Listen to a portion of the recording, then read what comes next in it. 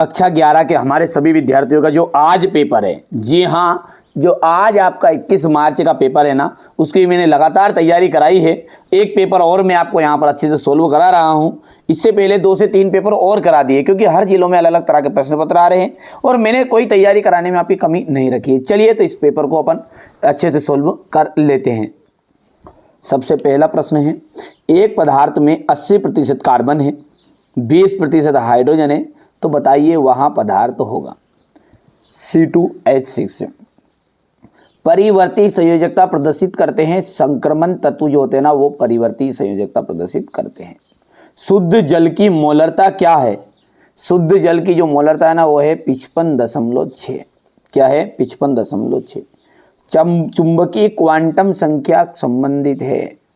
चुंबकीय क्वांटम जो संख्या है ना वो विन्यास से संबंधित है। किससे? विन्यास से। सिग्मा बंध और पाई बंध से, सिग्मा बंध जो है ना वो पाई बंध से कैसा होता है? प्रबल होता है।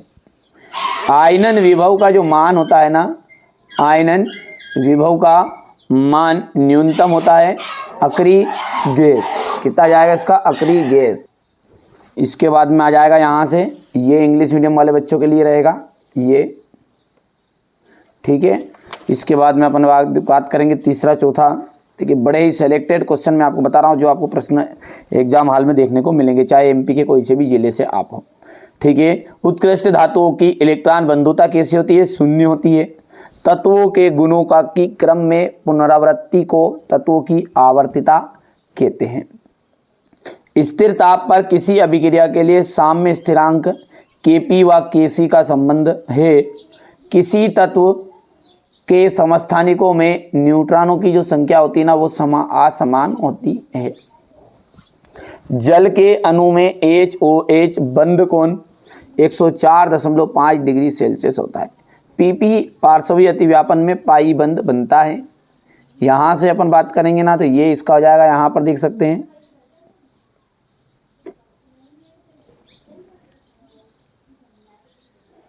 ठीक है। इसके बाद में अपन क्वेश्चन नंबर 3 की बात करें तो SS अतिव्यापन में सिग्मा बंध है। एंट्रोपी का जाएगा आपका उष्मा गतिकी फलन। H2O की संरचना, H2O की संरचना जाएगी आंतरिक ऊर्जा। जल की वाष्पन अभिक्रिया का जाएगा उष्मा शोषी। और GHTS इसका 5वें का जाएगा आपका ग्रिप्स समीकरण। यदि हम आगे बढ़ें तो आगे देखते हैं, ये आपका क्वेश्चन नंबर 3 रहेगा। बेंजीन अणु के प्रत्येक कार्बन में कौन सा संकरण पाया जाता है? तो बेंजीन के प्रत्येक कार्बन में sp2 संकरण पाया जाता है। किस एंथैल्पी का जो मान है वो सदैव ऋणात्मक होता है? कौन सी एंथैल्पी जिसका मान सदैव ऋणात्मक रहेगा? तो दहन की एंथैल्पी। एंट्रोपी क्या है? व्यवस्था की माप। सोडियम किस ब्लॉक का तत्व है? एस ब्लॉक का तत्व है। एथिलीन डाई ब्रोमाइड को जेट एन चूर्ण के साथ गर्म करने पर क्या बनता है? तो एथिलीन बनता है। इतना हो गया है। यहाँ पर अपन आगे बढ़ेंगे, ये हो जाएगा आपका, हो गया। इसके बाद में 1 लीटर जल में H2O के मोलों की संख्या 55.5% मोल होती है। बिल्कुल सत्य बात है। ये सत्य आप कंप्लीट कर सकते हैं।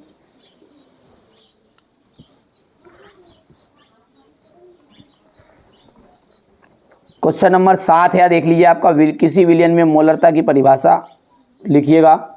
डाल्टन के परमाणुवाद के मुख्य बिंदु लिखने हैं। एनोड किरणें कैसे उत्पन्न होती है बताइए, ठीक है। इसके बाद में आपका एनोड किरणें कैसे उत्पन्न होती है उसके गुण बताइए। परमाणु के मौलिक कण क्या है, इसके नाम और द्रव्यमान एवं आवेश सहित लिखिएगा। उत्कृष्ट गैसों की इलेक्ट्रॉन बंधुता शून्य होती है, क्यों? आधुनिक आवर्त नियम क्या है?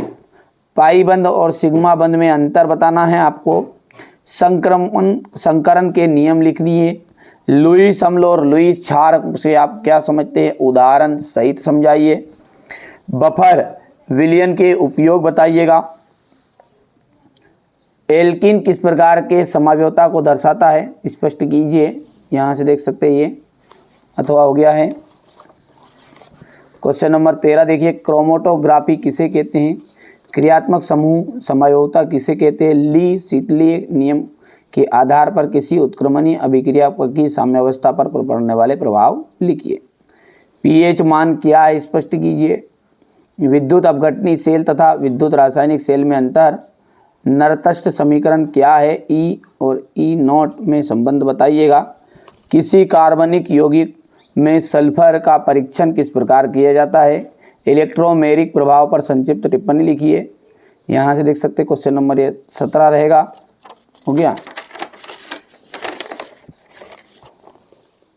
ऊर्जा अभिक्रिया हो गया है, ठीक है। पाउली के अपवर्जन नियम का को उदाहरण से समझाइए, इसकी उपयोगिता भी लिखनी है, ठीक है। हो गया इतना।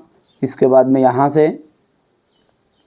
हुंड के नियम के अधिकतम बहुलता के नियम को उदाहरण सहित समझाइएगा।